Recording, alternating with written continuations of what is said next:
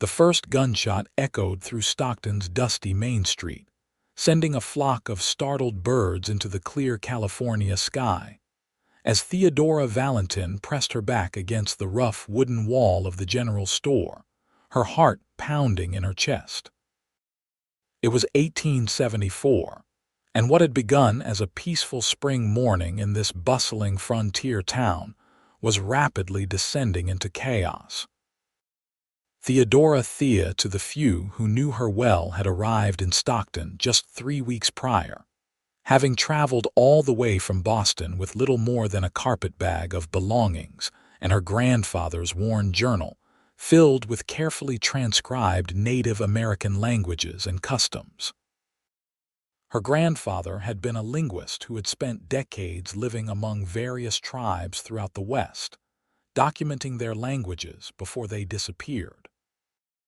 Now, at 23, Thea had come to continue his work, driven by both scholarly passion and a desire to escape the suffocating constraints of Boston society. Another shot rang out, followed by angry shouts.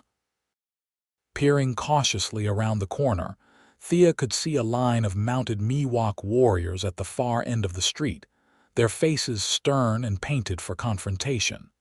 Facing them was Sheriff Davis and a group of agitated townsmen, rifles raised. "This is Stockton land now," the sheriff bellowed. "Your kind ain't welcome here no more." The Miwok leader, distinguished by an elaborate headdress, responded in his native tongue, words Thea recognized from her grandfather's journal. The sheriff and townsmen merely exchanged confused glances, their fingers tightening on their triggers. "They're going to massacre each other," Thea whispered to herself, her mind racing. She spotted a tall figure on horseback slightly behind the sheriff's group, a cowboy she'd noticed around town but never spoken to. Unlike the others, his gun remained holstered, his expression troubled rather than angry as he watched the standoff unfold. Drawing a deep breath, Thea stepped out from her hiding place, her brown skirts swirling in the dust as she walked directly into the space between the two opposing groups. "Miss Valentin, get back," Sheriff Davis barked, but Thea ignored him, continuing forward until she stood in the middle of the street, facing the Miwok warriors. With hands trembling but voice steady, she addressed the leader in his own language, using the phrases she'd memorized from her grandfather's journal. "I greet you with respect. I ask to hear your words and carry them to these people." The Miwok leader's eyes widened in surprise. The warriors behind him murmured among themselves, clearly shocked to hear their language spoken by this pale woman in frontier clothing. For nearly an hour, Thea stood in the dusty street, translating between the Miwok leader and Sheriff Davis. The dispute, she learned, centered around hunting rights in the nearby hills and access to a sacred spring that had been fenced off by new settlers. The town council had dismissed earlier attempts at communication, misinterpreting ceremonial gestures as threats. As the sun climbed higher in the sky, tensions gradually eased. Sheriff Davis reluctantly agreed to bring the matter to the town council, and the Miwok leader promised there would be no violence if their concerns were addressed. When at last the warriors turned their horses to leave, a collective sigh of relief swept through the gathered townspeople. Thea's legs were shaking from the strain of standing so long in the hot sun, and she felt herself sway slightly as the tension that had been sustaining her began to ebb. A strong hand caught her elbow, steadying her. "That was either the bravest or the most foolish thing I've ever seen," said a deep voice beside her. Thea looked up to find herself staring into the most startlingly blue eyes she'd ever encountered. It was the cowboy she'd noticed earlier, now dismounted and standing at her side. He was tall and broad-shouldered, with sun-bronzed skin and dark hair curling beneath the brim of his hat. A thin scar traced its way along his jawline, giving his handsome face a hint of danger. "I'm Garrett Wells," he said, removing his hat. "And you, madam, just saved this whole town." Thea felt a flush creep up her neck that had nothing to do with the California sun. "Theodora Valentin," she replied, withdrawing her arm from his steadying grip. "And I merely translated." Anyone with the knowledge could have done the same. His mouth quirked upward. "Except no one else had that knowledge, did they?" He glanced toward the departing Miwok warriors. "Where'd you learn to speak like that?" "My grandfather," Thea explained, suddenly aware of how many townspeople were watching their interaction. "He studied native languages. I came west to continue his work." Sheriff Davis approached, his expression a mixture of relief and lingering anger. "Miss Valentin, while I appreciate your assistance today, that was a dangerous stunt. You could have gotten yourself killed." "I believe Miss Valentin just prevented a great many deaths," Garrett countered, his voice calm but carrying an edge of steel that made the sheriff shift uncomfortably. "Well," the sheriff huffed, "the council will still have to decide what to do about these demands." "They're not demands, Sheriff," Thea corrected firmly. "They're reasonable requests for access to lands they've used for generations. The spring has deep spiritual significance to them." The sheriff frowned but nodded curtly before walking away. Around them, the townsfolk were dispersing, some casting grateful looks toward Thea, others suspicious. "You've made quite an impression for a newcomer," Garrett observed, leading his horse alongside her as they walked back toward the main part of town. "Where are you staying?" "Mrs. Holloway's boarding house," Thea replied, suddenly conscious of her dusty appearance and wind-blown hair. She had a spare room for rent. "Good woman, Mrs. Holloway, makes the best apple pie west of the Mississippi." He paused, seeming to consider something. "The town council meets tomorrow evening. They'll be discussing what happened here today. Might be good to have someone present who understands what the Miwok were actually saying." Thea straightened her shoulders. "I intend to be there. I figured you might." A genuine smile broke across his face, transforming his rugged features. "I'd be happy to escort you if you'd allow it." Before Thea could respond, a woman's voice called out from the boardwalk. "Garrett, we've been looking everywhere for you." A fashionably dressed woman with blonde ringlets hurried toward them, accompanied by an older man Thea recognized as one of the town's prominent merchants. The woman seized Garrett's arm possessively, casting a dismissive glance at Thea. "Clara," Garrett acknowledged, stepping slightly away to break her grip. "Mr. Prescott." "Is it true?" Clara demanded. "Did this woman really speak to those savages in their tongue?" Thea stiffened at the term, but Garrett spoke before she could. "Miss Valentin prevented bloodshed today by communicating respectfully with the Miwok people."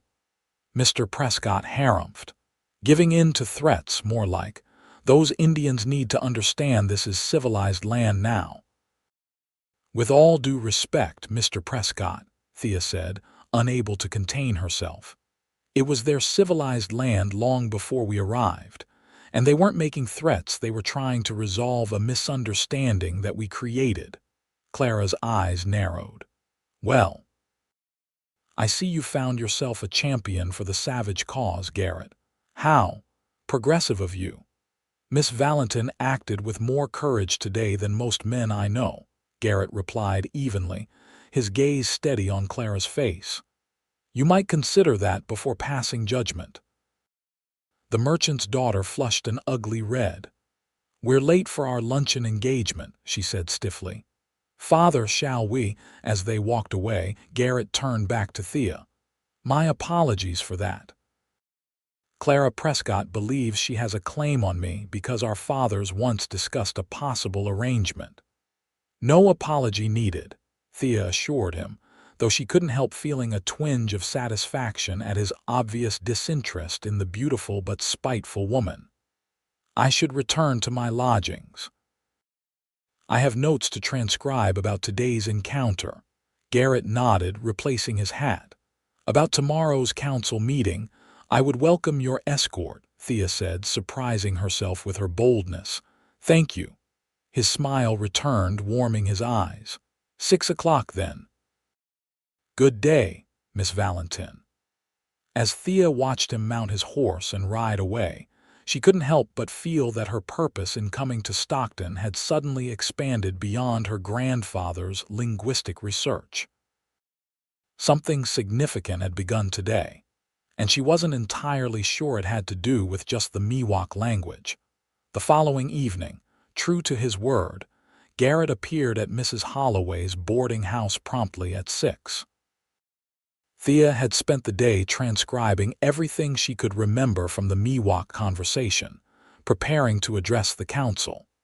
She had changed into her best dress, a deep green that complemented her auburn hair, and was waiting in the small parlor when he arrived. Mrs. Holloway, a kindly widow who had taken an immediate liking to Thea, smiled broadly when she showed Garrett in.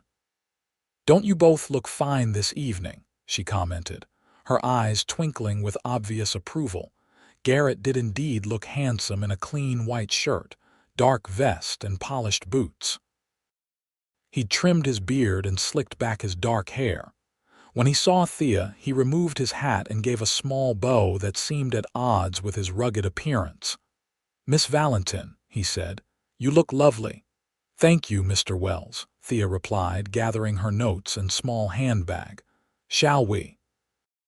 The town council meeting was held in the back room of Stockton's only hotel, a space that quickly became crowded with concerned citizens. Thea noticed Clara Prescott seated near the front with her father, who was one of the 7 council members. Sheriff Davis was also present, along with the mayor, a banker, and 3 other prominent businessmen. Whispers followed Thea and Garrett as they made their way to 2 empty chairs near the middle of the room. Most of the town had heard about her intervention by now, but opinions seemed divided on whether she had performed a heroic act or undermined the town's authority. Mayor Thornton, a balding man with an impressive mustache, called the meeting to order. "As you all know, we had an incident yesterday with the local Indians," he began. "Sheriff Davis has informed me that Miss Valentin here acted as an interpreter. Before we discuss the Indians' so-called grievances, I'd like to hear exactly what was said."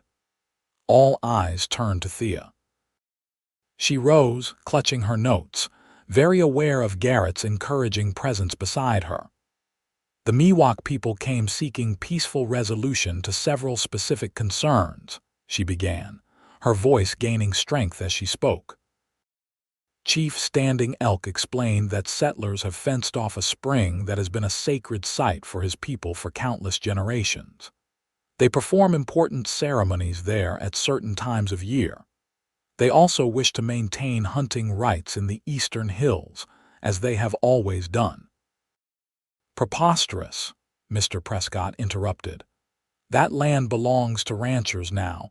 They can't just wander wherever they please." "If I may continue," Thea said firmly.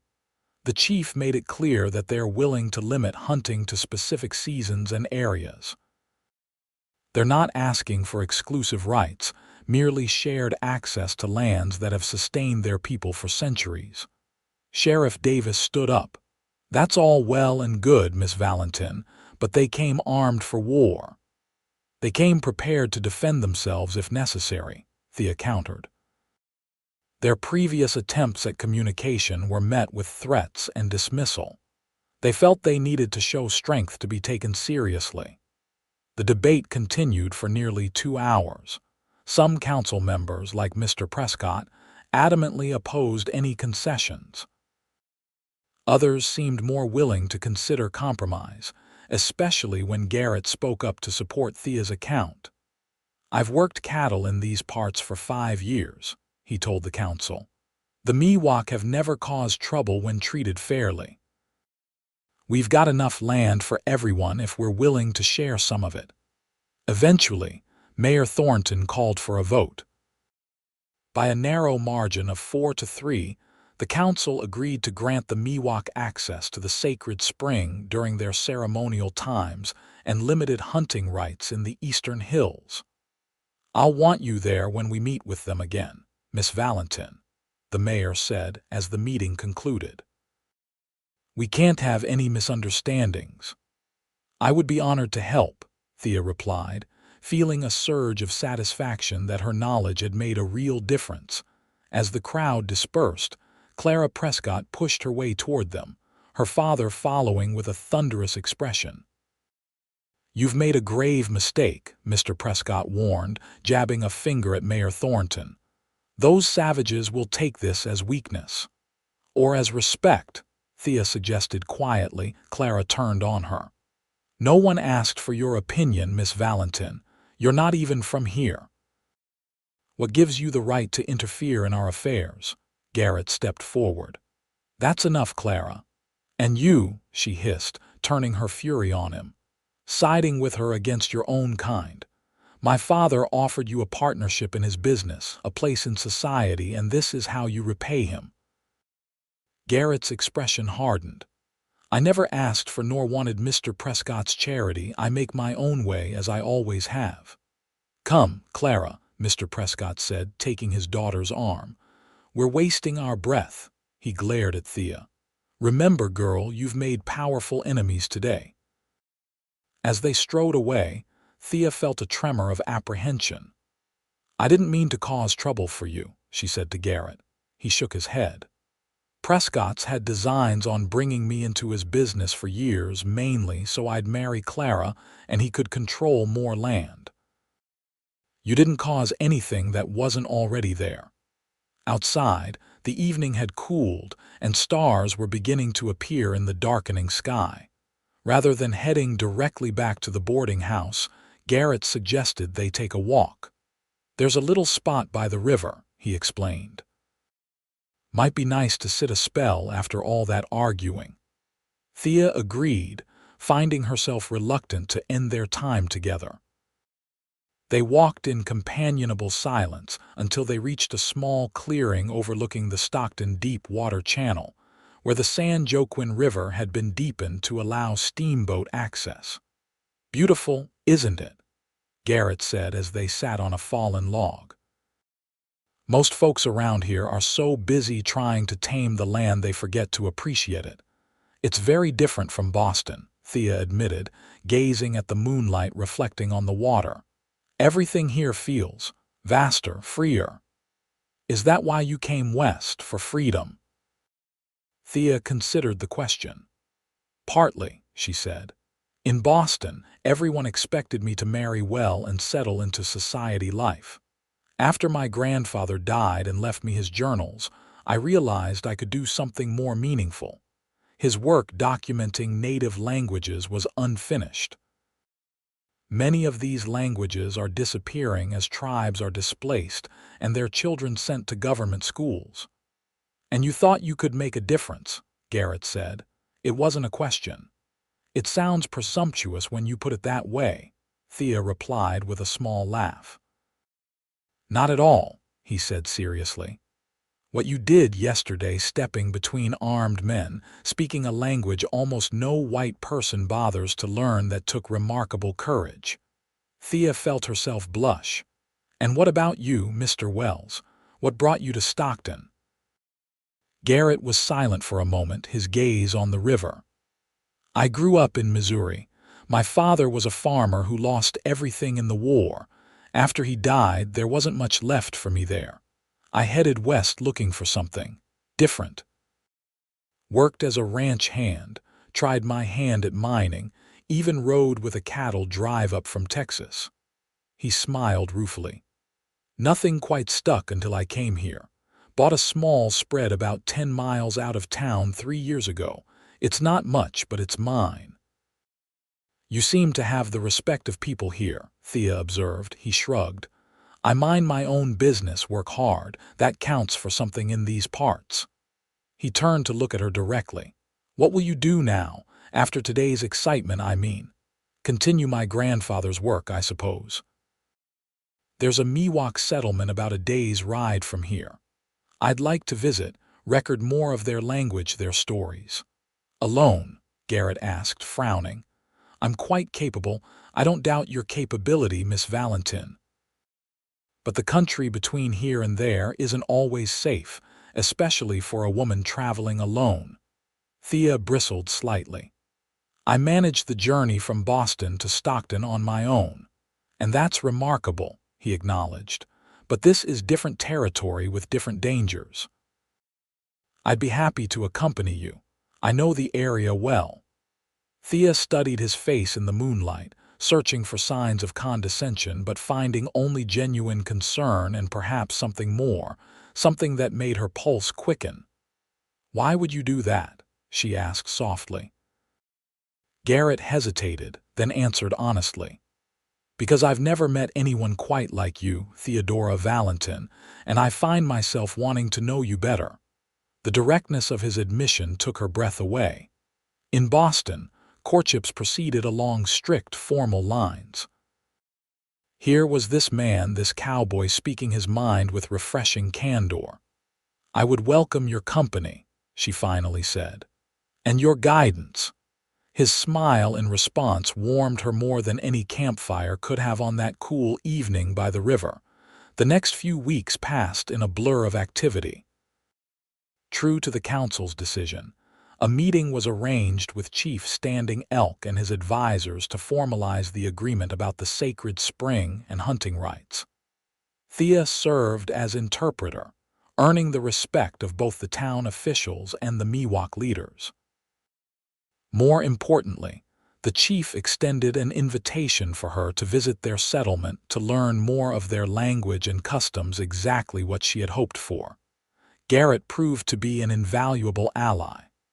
He made arrangements for their journey, providing horses and supplies from his own ranch. When Thea expressed concern about the propriety of traveling alone with him, Mrs. Holloway offered a solution. My niece Mary lives near the Miwok settlement with her husband, the kindly landlady explained. I'm sure they'd be happy to have you stay with them. That way, you'll have respectable lodgings and Mr. Wells can camp nearby or return to collect you later. The plan was perfect. 5 days after the council meeting, Thea and Garrett set out at dawn, riding east toward the foothills where the Miwok had established their current settlement. Thea had never spent so much time on horseback, and by midday, she was feeling the strain despite the comfortable side saddle Garrett had procured for her. He noticed her discomfort and suggested they stop for lunch beside a small stream. You're doing well, he said as he helped her down from her mount, his hands strong and steady at her waist. Most city folks would be complaining by now. I'm determined not to be most city folks, Thea replied with a smile, stretching her aching back. They sat in the shade of a large oak tree, sharing a simple meal of bread, dried meat, and apples. Garrett pointed out various plants and wildlife, sharing knowledge he'd accumulated during his years in California. Thea found herself fascinated not just by the information, but by the man himself, the way his eyes crinkled when he smiled, the careful attention he gave to everything she said, his obvious respect for the land and its original inhabitants. How did you come to know so much about the Miwok? She asked as they prepared to continue their journey. Garrett secured their packs before answering. When I first came to these parts, I got lost in the hills during a snowstorm. Would have died for sure, but a Miwok hunter found me, brought me to his village. They took care of me for nearly 2 weeks until the weather cleared, taught me some basic words, showed me which plants were safe to eat. He patted his horse's neck. Figure I owe them my life. That's part of why I spoke up at the council meeting. Thea regarded him with new appreciation. Yet you never mentioned this before. He shrugged, helping her back onto her horse. Didn't seem relevant at the time. By late afternoon, they reached Mary and John Taylor's homestead, a modest but well-maintained cabin with a small barn and vegetable garden. Mary, Mrs. Holloway's niece, welcomed them warmly, clearly delighted to have company, especially another woman. "It gets lonely out here sometimes," she confided to Thea as she showed her to the small guest room. "John's a good man, but he's not much for conversation at the end of a long day's work." Garrett declined the offer to sleep in the barn, saying he preferred to camp under the stars. "I'll be close enough if you need anything," he assured Thea, "but I won't impose on the Taylors' hospitality." The next morning, they rode the final few miles to the Miwok settlement. Thea felt a flutter of nervous excitement as they approached.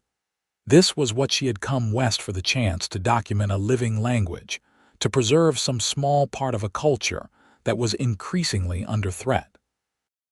Chief Standing Elk greeted them at the edge of the village, clearly pleased that Thea had accepted his invitation. In halting English, he introduced them to a tribal elder named Singing Bird, an elderly woman who would be Thea's primary teacher. "She knows many stories," the chief explained. "Good for your book." For the next 10 days, Thea immersed herself in Miwok language and culture. Each morning, she would spend hours with Singing Bird, meticulously recording words and phrases, learning the proper pronunciation and context. In the afternoons, she observed daily activities: food preparation, basket weaving, tool making, asking endless questions that the villagers answered with increasing openness as they grew to trust her genuine interest and respect. Garrett visited daily, sometimes bringing supplies from town or game he had hunted. He seemed equally comfortable among the Miwok as he was in Stockton, joining the men in fishing expeditions or helping repair structures in the village. Thea often caught herself watching him, admiring his easy manner and the way he treated everyone with the same straightforward respect. On their final evening before returning to Stockton, the Miwok held a celebration in their honor. There was music, dancing, and a feast featuring traditional foods. As the night grew late, Thea found herself sitting beside Garrett near the ceremonial fire, watching the dancing with wonder. "I can't thank you enough for making this possible," she said quietly. "These past days have been everything I hoped for when I left Boston." Garrett's eyes reflected the firelight as he turned to her. "Seeing your passion for this work, your respect for these people. It's been something special to witness, Thea." It was the first time he had called her by her familiar name, and the intimacy of it sent a warm flutter through her chest. "Will you continue this work elsewhere?" he asked, his voice carefully neutral. "Move on to other tribes, other languages?" The question caught her off guard. She had been so focused on the immediate task that she hadn't given much thought to what would come next. "I suppose I should," she said slowly. "There are so many languages at risk of being lost forever." Garrett nodded, his gaze returning to the fire. Something in his expression, a fleeting shadow of disappointment, made Thea's heart skip a beat. "Unless," she added softly, "there were a reason to stay." His eyes met hers again, and in them she read a question, a hope he was afraid to voice. Before either could speak further, Singing Bird approached, gesturing for Thea to join a circle of women who were beginning a special dance. The moment passed, but something had shifted between them, an unspoken possibility hanging in the air like the sparks rising from the ceremonial fire. The journey back to Stockton, the following day, had a different quality to it, a sense of anticipation mingled with uncertainty. They spoke less than on the outward journey, each lost in thought about what the future might hold. As they neared town, however, they noticed unusual activity: riders moving quickly, people gathered in concerned groups. "Something's wrong," Garrett said, urging his horse forward. They soon learned the cause of the commotion. During their absence, tensions had flared again. A group of ranchers, led by Mr. Prescott, had decided to take matters into their own hands, ignoring the council's agreement. They had fenced off not just the sacred spring but additional Miwok hunting grounds, and when a small group of tribesmen had tried to access the spring for a ritual, shots were fired. No one had been killed, but 2 Miwok men were wounded. "The chief is threatening war if the agreement isn't honored," Sheriff Davis informed them grimly. "Says his people were betrayed.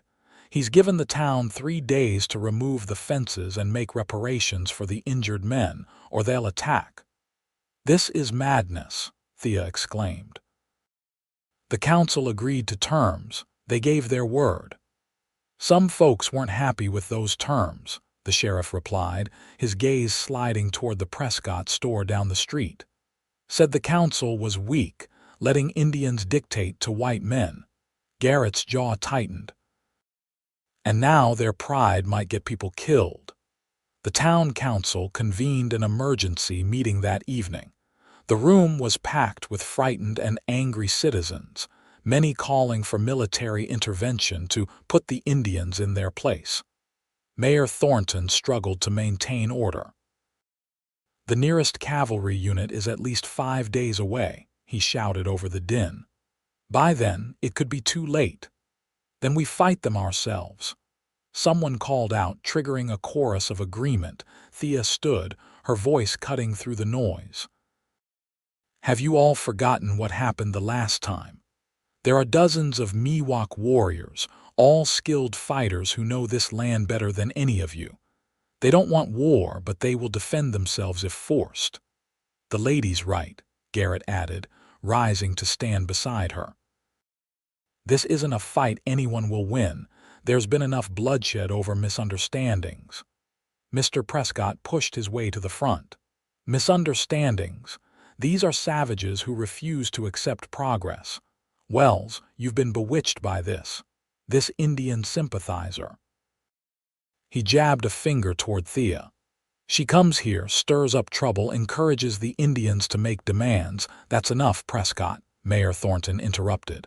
"Miss Valentin helped prevent bloodshed before. Perhaps she can do so again." He turned to Thea. "Would you be willing to go to them? Try to negotiate an extension while we sort this out." Thea straightened her shoulders. "I'll go," she said firmly. "But I'll need authority to offer immediate removal of the illegal fencing. Without a concrete gesture of good faith, they won't believe any promises." A heated debate ensued, but eventually, a vote was taken. By a slim majority, the council authorized Thea to negotiate on the town's behalf, with the promise that all newly erected fences would be removed within 24 hours. "I'm coming with you," Garrett said as they left the meeting. "It wasn't a question." "I wouldn't have it any other way," Thea replied, her hand finding his in the darkness outside the hall. They rode out at first light, pushing their horses harder than during their previous journey. The Miwok had withdrawn to a defensive position in the hills, and as Thea and Garrett approached, they were met by armed warriors who escorted them, with arrows knocked in their bows, to where Chief Standing Elk waited. The chief's face was grim, the trust they had built now fractured by the actions of the ranchers. Thea spoke carefully in his language, explaining that she had come as soon as she heard of the betrayal, that the town council had not authorized the fencing or the violence, and that she had been given authority to promise its immediate removal. For hours, they negotiated. The chief was skeptical, having heard promises before. It was Garrett who finally broke the impasse. "Let me prove our good faith," he suggested. "I'll stay here as a hostage while Thea returns to ensure the fencing is removed. If it's not done by tomorrow at sundown, you can do with me what you will." Thea's heart nearly stopped. "Garrett, no, it's the only way," he said quietly. "They need assurance beyond words." Chief Standing Elk considered the offer, then nodded slowly. "The cowboy stays. You go, speak woman. If fences still stand when sun sets tomorrow, we come for our land and for him." Thea's eyes filled with tears as she mounted her horse. "I'll return by sundown tomorrow," she promised Garrett. with proof the fences are gone. His blue eyes were steady as he replied, "I know you will." The ride back to Stockton was the longest of Thea's life. She pushed her horse to its limits, arriving as dusk fell, exhausted but determined. She went directly to the mayor's home, banging on the door until he appeared in his nightshirt. "They've agreed to hold off their attack," she reported breathlessly. "But we must act immediately. Garrett Wells has offered himself as surety for our good faith. If those fences aren't down by tomorrow's sunset, the Miwok will attack and Garrett will be the first casualty." The mayor's face paled. "Good God! Wells is a fool or the bravest man I know." "He's the latter," Thea said firmly. "Now we need men and tools at first light to dismantle those fences." Mayor Thornton nodded. "I'll send runners tonight. We'll meet at the town square at dawn." Word spread quickly through Stockton. By sunrise, dozens of men had gathered, armed with tools for fence removal. Even some who had opposed the original agreement came forward, unwilling to leave Garrett to his fate or risk an attack on the town. Mr. Prescott was conspicuously absent, but to Thea's surprise, Clara Prescott appeared, riding side saddle on a fine chestnut mare. "I've come to help," she announced, her chin raised defiantly. "My father doesn't know I'm here, and I don't care. Garrett Wells doesn't deserve to die for my father's stubbornness." Throughout that long day, Thea led the townspeople in dismantling the illegal fencing. Women brought food and water for the workers, and by mid-afternoon, all traces of the new fencing had been removed from both the sacred spring and the disputed hunting grounds. As the sun began its descent toward the western horizon, Thea gathered a small party including the mayor, Sheriff Davis, and, at her insistence, Clara Prescott to return to the Miwok camp and secure Garrett's release. They arrived with the last rays of sunlight painting the hills gold. Chief Standing Elk and his warriors were waiting, Garrett standing unbound but clearly guarded among them. Thea's heart leaped at the sight of him, unharmed and standing tall. She dismounted and approached the chief, speaking in his language. "The fences are gone, as promised. The spring is free. The hunting grounds are open. We bring witnesses to confirm our words." The chief studied her face, then gestured for two of his warriors to go with Mayor Thornton to verify her claim. As they waited for the men to return, an uncomfortable silence fell over the gathering. It was Clara who broke it, stepping forward with unexpected grace. "Chief," she said clearly, though she knew he might not understand her words, "my father was wrong. I am sorry for the pain his actions caused your people. I cannot speak for him, but I speak for myself when I say I hope we can find a way to live together in peace." Thea translated Clara's words, watching with surprise as the young woman who had once sneered at savages now offered a sincere apology. The chief nodded solemnly in acknowledgement. When the warriors returned with confirmation that the fences were indeed gone, Chief Standing Elk raised his hand in a gesture of peace. "The speak-woman has kept her promise," he said in his language, which Thea translated for the others. "The cowboy is free to go. If the town keeps its word, there will be peace between our peoples." Relief washed over the gathered townspeople. As Garrett was released to join them, Thea found herself rushing forward, propriety forgotten as she threw her arms around him in a fierce embrace. "I knew you'd come," he murmured against her hair. "Don't you ever do something so foolish again," she replied, her voice thick with emotion. As they rode back to Stockton in the gathering darkness, Garrett and Thea fell slightly behind the others. Under the canopy of stars, he reached across to take her hand. "There's something I need to say," he began, his voice low and serious. "When I was sitting there among the Miwok, not knowing if I'd see another sunrise, I realized I've been a coward." "A coward?" Thea echoed incredulously. You offered yourself as a hostage. That was easy compared to what I'm trying to say now." He drew a deep breath. "Theodora Valentin, I've fallen in love with you. I think I started falling that first day when you walked out into the street and spoke a language no one else understood. I know you have important work to do, languages to preserve, and I would never ask you to give that up. But I'm hoping you might consider doing that work from Stockton, from my ranch, as my wife." Thea reined her horse to a stop, her heart pounding. In the moonlight, she could see the vulnerability in Garrett's eyes, the fear of rejection warring with hope. "I came west to find purpose," she said softly. "I never expected to find love as well." She squeezed his hand tightly. "Yes, Garrett Wells, I'll marry you. And together, we'll build a life that honors both our dreams." His smile outshone the stars as he leaned across the space between their horses to seal his proposal with a kiss that promised a lifetime of shared adventures. Their wedding 3 weeks later was unlike anything Stockton had seen before. Held on Garrett's ranch under a canopy of oak trees, it brought together people from all walks of life. Mrs. Holloway baked a magnificent cake. Mayor Thornton officiated. Even Clara Prescott attended, though her father remained conspicuously absent. Most remarkably, Chief Standing Elk and several Miwok elders came to offer blessings in their traditional way. Singing Bird presented Thea with a beautifully woven basket containing seeds for a garden, a symbol of growth and continuity.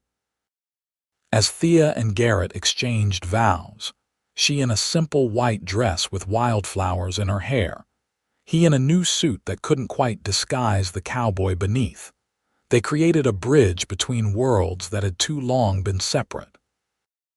In the years that followed, the Wells Ranch became known as a place of learning and reconciliation. Thea continued her linguistic work, establishing a small school where both settler and Miwok children could learn together. Her documentation of the Miwok language grew into a comprehensive dictionary and collection of traditional stories that would preserve the tribe's cultural heritage for generations to come. Garrett expanded his ranch, employing both white and Miwok workers and introducing more sustainable grazing practices that he had learned from the tribe.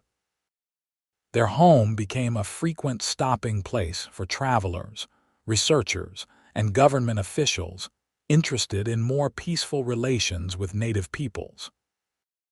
5 years after their wedding, as they sat on their porch watching their twin sons, 4-year-old James and Thomas, playing with the children of Miwok friends, Garrett took Thea's hand.